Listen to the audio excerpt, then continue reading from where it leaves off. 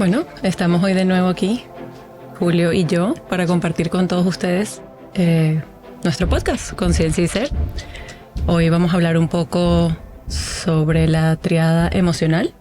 En el último episodio hablamos un poco sobre la visceral. Entonces, bueno, le toca la emocional. ¿Quieres recapitular un poquito la visceral? Bueno, yo creo que quedó ahí claro, ¿no? En el último capítulo, el eneagrama se estructura básicamente en 3 tríadas. Hay una que es visceral, más de cuerpo, está más vinculada a lo que llamábamos el cerebro reptiliano, y yo creo que pasamos ya directamente a esa tríada emocional que está linkada con ese sistema límbico, ese sistema emocional, ¿no? Dentro de los seres humanos. El límbico tiene realmente como gran órgano la amígdala, ¿no?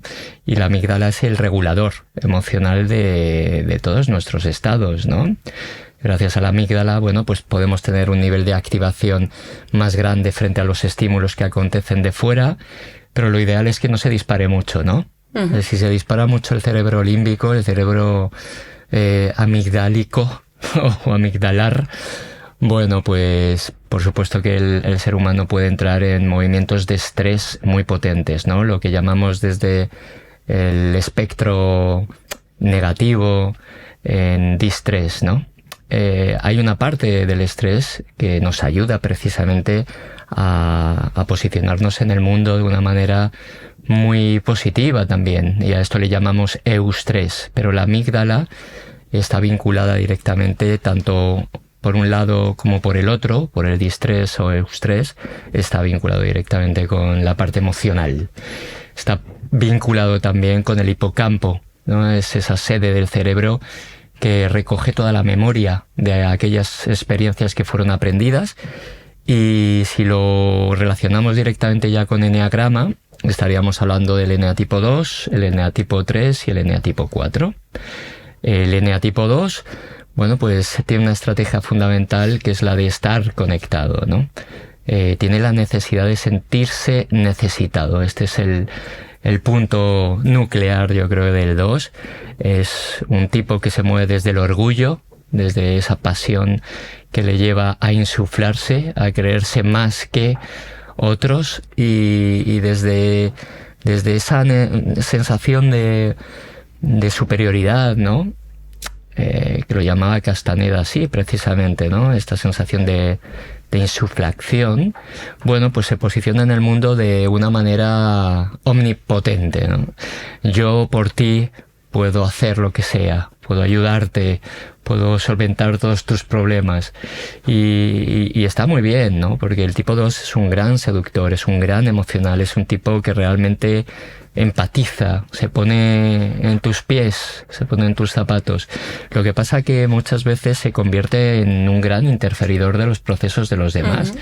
Porque entra como un elefante en una cacharrería intentando ayudar para ser visto y desde esa mirada sentirse amado, y lo único que hace es, pues eso, el cargarse los procesos de las personas cuando ni siquiera pidieron ese movimiento, ¿no?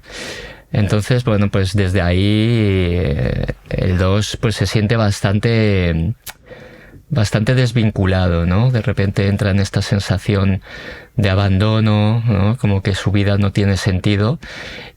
Cuando la gente no le agradece, puede también conectar con esto de la rabia, ¿no? Directamente. Y una pregunta que creo que nos puede ayudar para entender bien. ¿Cómo diferencias la parte de ayudar, o sea, de ayudar en verdad a una persona, e interferir? Claro, mira, esta es pregunta importante también, ¿no? Porque la diferencia radica precisamente en el hecho de que ayudar, uno entiende que la otra persona primero pide esa ayuda, okay, ¿vale? Y después que no puede hacerlo por sí mismo, ¿vale? Cuando mi hijo, por ejemplo, cuando era chiquitito, no llegaba a coger los vasos encima del armario, por supuesto que él pedía ayuda, y yo entendía que tenía una estatura que no era suficiente como para poder cogerlo con el brazo. Entonces yo iba y se lo cogía. Esto sería la ayuda, ¿no?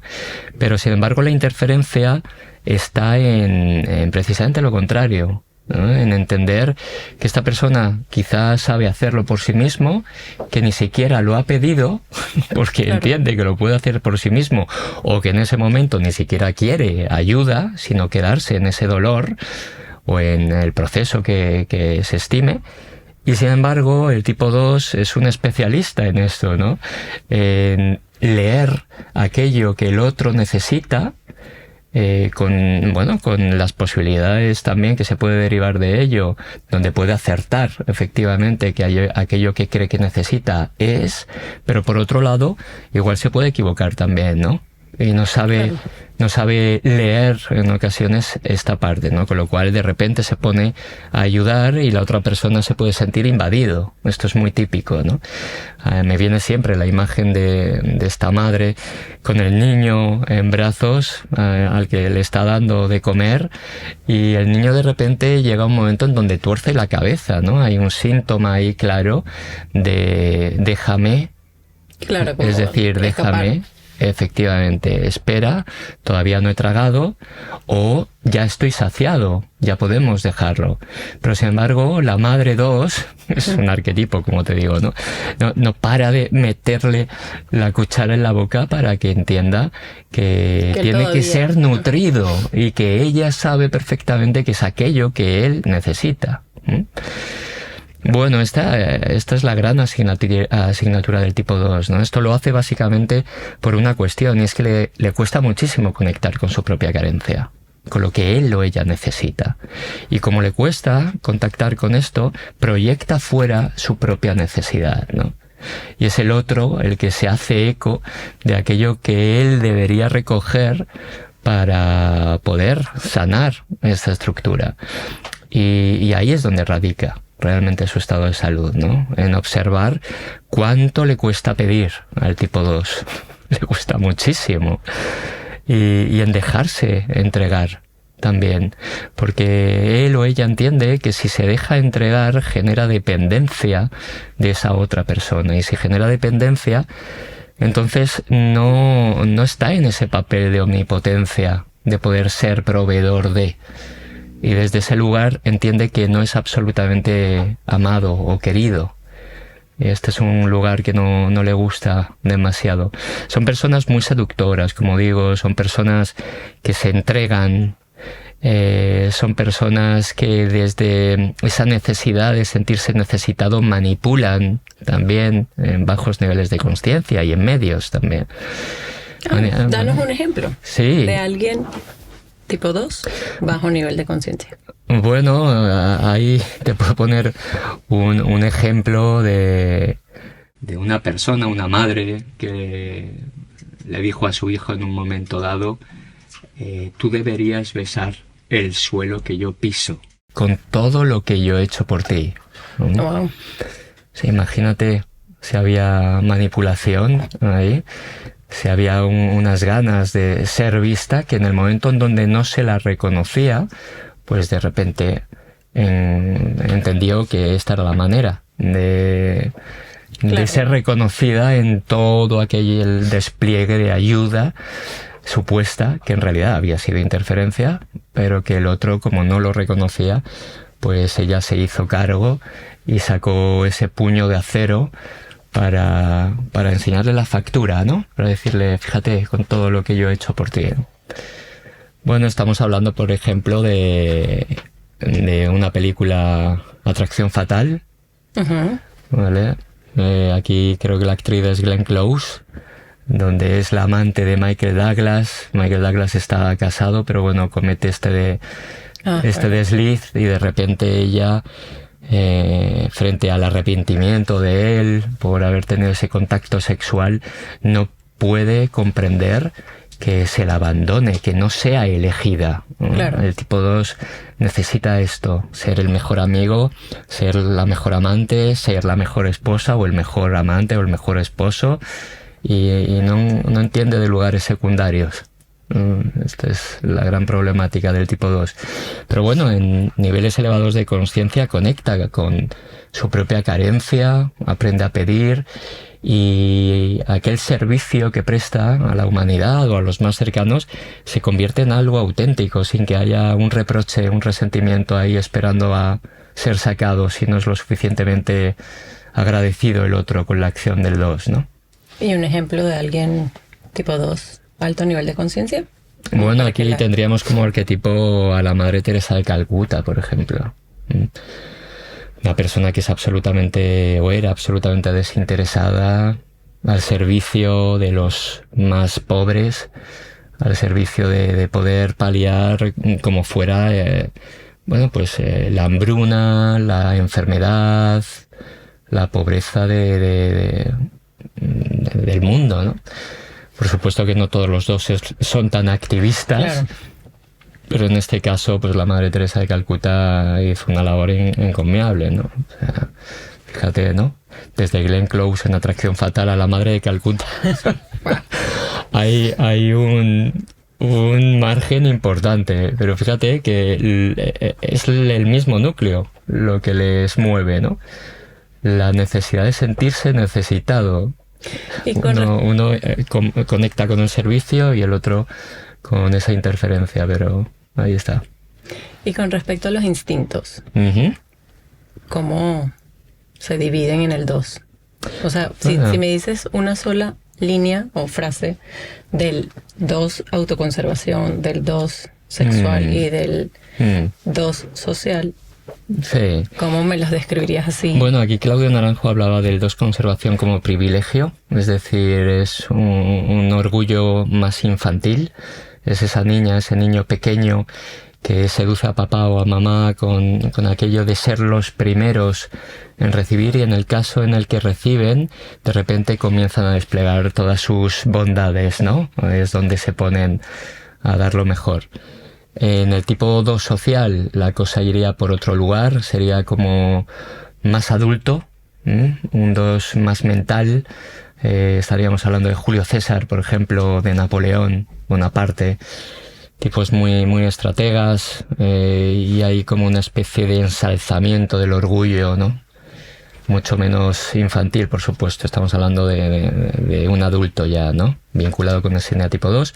Y el 2 sexual sería más adolescente, más de atracción, más voraz, más pasional. Se le llama conquista, ¿no? Y bueno, ahí por ir enlazando un poquito, pero como en la tríada visceral tampoco nos detuvimos mucho en instintos, pero por ahí estaría el 2. Entonces ahora viene el 3. Bueno, el 3 con su vanidad, ¿no? No es lo mismo orgullo que vanidad. La vanidad siempre tiene el alegato a brillar fuera también, ¿no? Hay una necesidad de ser reconocido, en este caso, a través de los propios logros personales. Digamos que hubo un sucedáneo de conseguir aquello que se suponía triunfo o valor en una sociedad, para que papá y mamá estuvieran orgullosos de mí respecto a todos esos resultados, ¿no? Aquí estamos hablando de un perfil muy práctico, muy eficaz, muy eficiente, muy camaleónico. Son personas que son capaces de mimetizarse con el ambiente para destacar. Y desde ese lugar pues se convierten en auténticos referentes, ¿no? Estos instalan modas realmente. Y bueno, son personas que sufren precisamente porque después de haberse colocado tanta máscara para poder posicionarse en un lugar de brillo, pues tienen la dificultad de saber realmente quiénes son, ¿no? Como te digo, son egos con patas, en el sentido de que el 3 puro no para de hacer alardes de todo aquello cuanto ha conseguido, ¿no? Con su Porsche en la puerta de casa o con una cuenta de resultados de millones. No tiene por qué ser, obviamente, solamente el arquetipo. Hay eneatipos 3 que no han triunfado según la sociedad entiende, pero son tipo 3, ¿no? Son personas a las que les importa realmente que el otro se lleve un impacto de sí mismos, ¿no? Como consecutores, ¿no? Conseguidores de objetivos. Este es el tipo 3.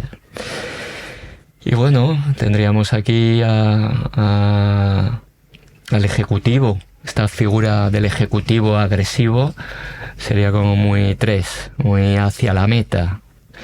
Por supuesto que hablamos siempre en términos medios, incluso bajos.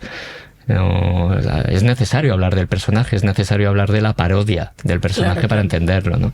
No, por eso me gusta lo de los ejemplos. Claro. Porque la gente como que le es más fácil imaginar, o sea, viendo el personaje y sentir, bueno, me identifico un poco con este personaje o no. Eso es. Aunque bueno, con los puros, por ejemplo, en el 3 pasa eso. O sea, el puro, si mal no recuerdo, era la de... El 3 social. Sí, no, eso lo sabía, pero no recuerdo quién era la del ejemplo. ¿No era Melrose Place? Sí, puede ser Amanda. Amanda, pero creo que eso tiene otro nombre, esa serie. Melrose Place, Sí, a veces sí, la sí. otra es Eso es. otra. Yo recuerdo cuando tú diste esa clase y yo vi el ejemplo, yo dije, no, yo no soy 3. Por favor, yo no me parezco a esta señora. Sí, sí. Esta parte de vanidad, ¿no? Claro. Además, hay como una seguridad en sí misma tremenda, sobre todo en el instinto conservación. Bueno, tampoco quiero meterme muy ahí. Y en el 3 social, por supuesto, también hay una impronta. El 3 sexual es más suave, no se le ve tanto esta seguridad, ¿no? Es más emocional. Pero bueno, ¿Y no sé. alguien con alto nivel de conciencia? Bueno, ¿El un 3 con alto nivel de conciencia... Bueno, aparte de mí. Por supuesto, yo creo que aquí tenemos un claro exponente de alto nivel de Mentira. conciencia. Ay, humildad. Stephanie Reynolds. Sí, bueno, a ver, obviamente tampoco le conocía yo en Petit Comité, pero para mí Michael Jordan, yo sé que estamos hablando de hace unos cuantos años, pero Michael Jordan era un claro exponente de un 3 que aprendió a jugar en equipo. El 3 es un gran individualista en términos medios, incluso bajos, por supuesto, porque entiende que desde ahí, desde la competitividad, puede destacar. Pero Michael Jordan hizo de los Bulls un equipazo, ¿no? Y él capitaneó realmente este equipo desde el ejemplo de voluntad, ¿no? Es un tipo que realmente se remangaba para ser el primero en estar ahí trabajando. Son grandes workaholics, ¿no? Esta palabra de trabajólico para poder llegar a la meta. Son tipos muy voluntariosos, que saben llegar a los resultados y además tomando el camino más corto, bien por la trampa, en niveles bajos de conciencia, o bien por el esfuerzo y por la lucha, ¿no? Real para conseguir estos logros, ¿no? Así es que Michael Jordan para mí sería un exponente que yo creo que todos pueden conocer. Exacto. Y ya está, ¿no? Y bueno, vamos a por el 4. ¿Qué? Vamos a por el 4, que es la envidia, la pasión de la envidia, personas que realmente necesitan sentirse únicos y especiales, ¿no? Es el último de la tríada emocional y realmente son perfiles muy introspectivos, ¿no? Hay un mundo emocional tremendo y hay una necesidad de comparación casi constante para validarse, pero en realidad lo que encuentran siempre es una carencia en sí mismos y la abundancia fuera. Son personas muy sufrientes, muy intensas en este ciclo de estar bien, estar mal. Conectan directamente con sus emociones de una manera brutal. Hay como una especie de ensimismamiento, de mirarse constantemente el ombligo entendiendo que ellos están peor que tú. Y, un poco víctima. Sí, hay una víctima, por supuesto, una víctima además que clama ser salvado, y clama ser salvado desde el descubrimiento del otro como alguien muy especial, ¿no? Hay una especie de deseo intrínseco del pero ¿cómo no te he descubierto antes, no? Con lo raro que eres, con lo especial que eres. Raro tiene una connotación un poco más peyorativa, más negativa, pero el tipo 4 se mueve en esas tesituras, ¿no? Hay una parte muy bohemia, también se le identifica con el artista. Por supuesto que no todos los 4 son artistas, pero podemos hablar de Van Gogh, por ejemplo, como un NA tipo 4, muy claro, con una tormenta emocional tremenda que lo lleva a estados de creatividad muy potentes, ¿no? Un 4 en elevado nivel de conciencia es un tipo que ha buceado ya en las sombras más profundas de sí mismo y por lo tanto sabe ponerse en la piel de aquel que sufre, ¿no? Pero bueno, hasta que llega hasta ahí, hay como una especie de lema que podría ser como el sufro luego existo, ¿no? Claro. Les cuesta mucho desidentificarse de todo esto. Y bueno, más o menos por ahí anda la cosa. Estaríamos hablando de un Calimero, o del Patito Feo, o de la Cenicienta. Lo que sí notas es que todos, bueno, los tres quieren ser reconocidos de cierta forma. Sí, claro, por eso es la tríada de la imagen. La tríada emocional es la tríada de la imagen. Y de la vergüenza también, hay cierta vergüenza. Los tres comparten la misma herida. Bueno, hay una herida ahí. Sí, porque, por ejemplo, yo he leído del 2, que tiene herida de rechazo. Pero no sé en verdad cuál es la herida del 3. Claro, sí, ahí. Sí, al final las heridas son las mismas, o sea, son abandono, rechazo. Sí, a ver, a mí no me gusta siempre ser taxativo con que el tipo 2 siempre tuvo la herida de rechazo. No va por ahí tanto, pero sí que es cierto que que aparece la necesidad de posicionarse en un lugar en la vida en donde la imagen sea aceptada, ¿no? Y desde esa aceptación de la imagen, entonces sentirme querido. El 2 lo hace desde la insuflación del orgullo. Yo me convierto en proveedor de todo aquello que necesitas y desde ahí me vas a querer porque me convierto en una persona grandiosa que puedo darte todo. El 3 se convierte en un ejecutor que consigue logros y desde ahí yo voy a destacar y me vas a admirar, ¿sí? Y el 4 se pone en modo víctima de tal manera que lo que necesita es un salvador que le rescate. Entonces de repente un 2 y un 4 hacen... Es la antítesis, sin embargo, la salud del 2 normalmente se recoge en el 4. El 4 está conectado directamente con la carencia, mientras que el 2 está conectado directamente con el orgullo y la ausencia de carencia, con lo cual el camino de salud para el 2 es irse al 4 en este sentido, ¿no? Me encanta. Bueno. Muy buena explicación. Me gustó bastante. Bueno, ¿alguna preguntita más? No, nos vamos para la próxima triada. Venga, vamos a ello. Gracias, Estefan. Gracias, Julio.